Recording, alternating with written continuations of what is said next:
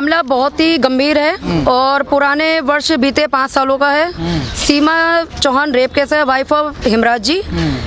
इन्होंने क्या करा है, प्रशासन ने आज तक कोई सुनवाई नहीं करी है और बहुत मतलब इन्होंने जिसे कहते हैं ना ढील दी है, वो ढील अभी काफ़ी लंबी होती गई है। लड़ाई लंबी है थोड़ी, लेकिन इंसाफ के लिए हम लोग आए हैं और हमारी फाउंडेशन का नाम है Gordon evidence collection and endorsement. मैं नितिका डैनियल हूँ, डायरेक्टर हूँ फाउंडेशन की।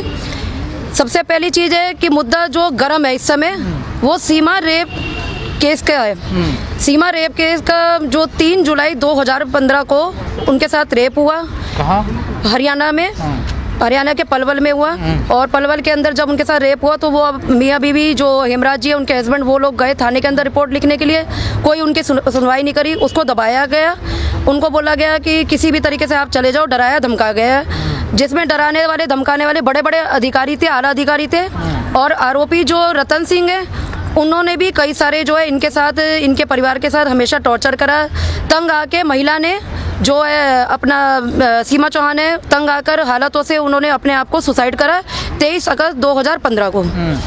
लेकिन सरकार इतने बड़े बड़े नारे देती है महिलाओं के लिए, बेटी बचाओ बेटी पढ़ाओ, क्या ये नारे खरे उतर पाती है? बिल्कुल नहीं, झूठी है सरकार, 1 नंबर की झूठी है सरकार। वादे इतने बड़े बड़े, काम बिल्कुल भी नहीं है। हम खुद महिलाओं और बच्चों के लिए काम करते हैं। जब आगे आते हैं किसी अच्छी चीज के लिए तो हमें बंद करा दिया जाता है मुंह कि आप चुप हो जाओ, रहने दो, कुछ नहीं होगा, देखा जाएगा जो होगा। आज भी इस महिला के साथ क्या हुआ, आज इनके पति के साथ क्या हो रहा है, दर दर की ठोकरें खा रहे हैं। 5 वर्षों से लगातार ऊपर का समय हो चुका है सीमा रेप केस के अंदर, सीमा चौहान के अंदर, लेकिन कोई सुनवाई नहीं है, कुछ नहीं है। क्यों नहीं है सुनवाई, ये हम जानते हैं अच्छी तरीके, क्योंकि मोटे मोटे तरीके से आरोपी रतन सिंह जो है उन्होंने बड़े बड़े अधिकारी जो हरियाणा के उनको खूब अच्छे तरीके से उनका पेट भर दिया है अपने मोटे चंद रुपयों के खातिर। जो चंद रुपये सच्चाई को तो नहीं दबा सकते ना।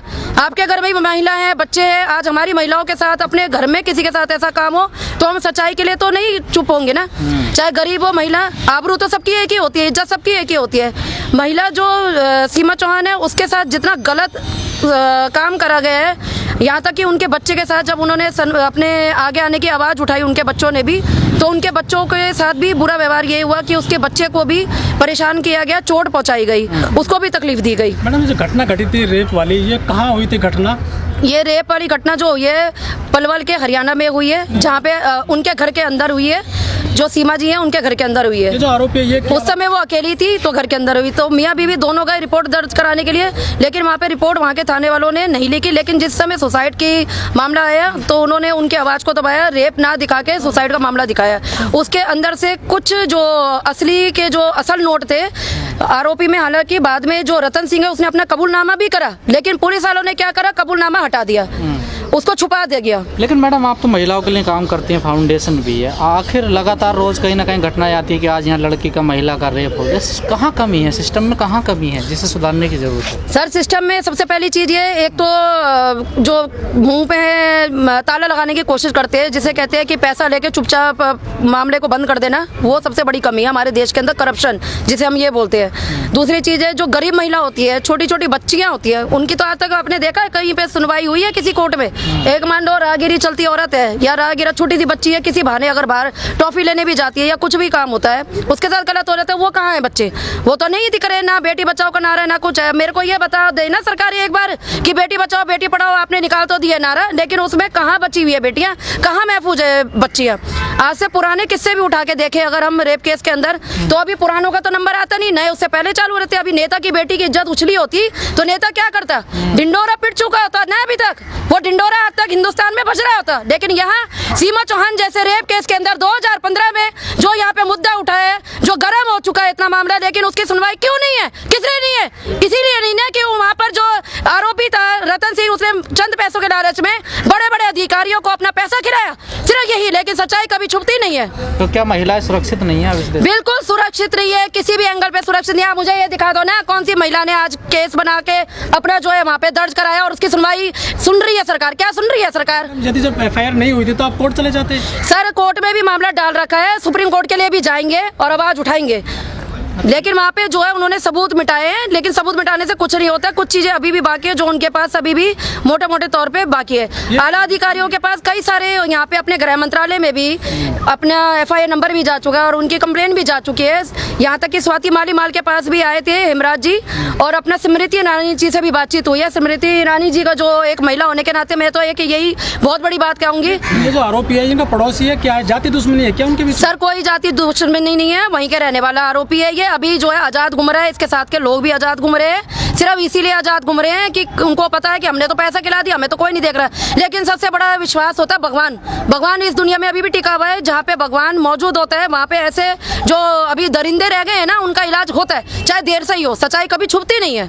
मैडम आपने स्मृति ईरानी की बात करी, तमाम ऐसी महिला सांसद हैं, चाहे मेनका गांधी हो, कोई वैसी बात होती है तो वो आवाज उठाती है, लेकिन जब रेप उप होता तो शांत हो जाता है। हाँ बिल्कुल सही बात है, आपकी बात में दम है। इसमें वोट मांगेंगे, कभी बच्चों के लिए नहीं सुनेंगे कि इसके साथ ऐसे हो गया तो मैं उसके लिए सामने आऊँ, या उस लेडीज के साथ ऐसे अपराध घट गया, जंगनी अपराध हो गया, मैं वहाँ पे आऊँ, कुछ नहीं। हाँ नेता की बेटी के साथ बलात्कार होगा, सुसाइड होगा, ये सबसे पहले मिलेंगे, सबसे पहले खड़े होते हुए मिलेंगे, और बहुत अच्छे तरीके से मिलेंगे, क्योंकि इन्हें पता है कि अपनी सीट का भी खतरा है।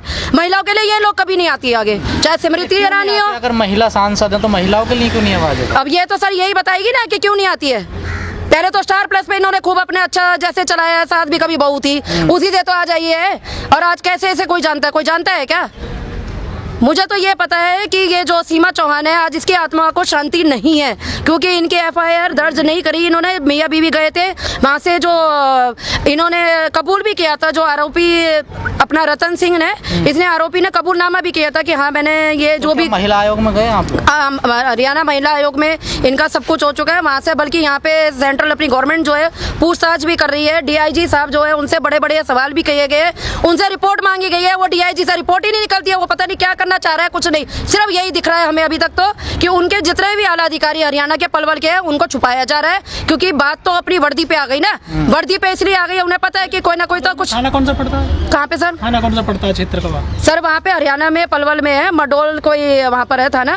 उस जो हेमराज जी है उन्होंने तो कई यहाँ पे दिल्ली में कई बार लगा लिए अपने चक्कर, बच्चे को भी लेकर चक्कर लगा लिए। लेकिन आज यहाँ पे आने की बच्चे को लेके बात थी, मैंने ही मना करा कि बच्चे को लेके मत आइए, क्योंकि उनके बच्चे पे, हालांकि पिछली बार भी वो कहीं पर गए थे तो उनके बच्चों पे भी हमला किया गया था। आज वो बच्चे जो है रोड पे आ चुके हैं। पिता अब कह रहा है कि मैं भी एक आत्महत्या कर लूं क्या इनकी इन चक्करों में?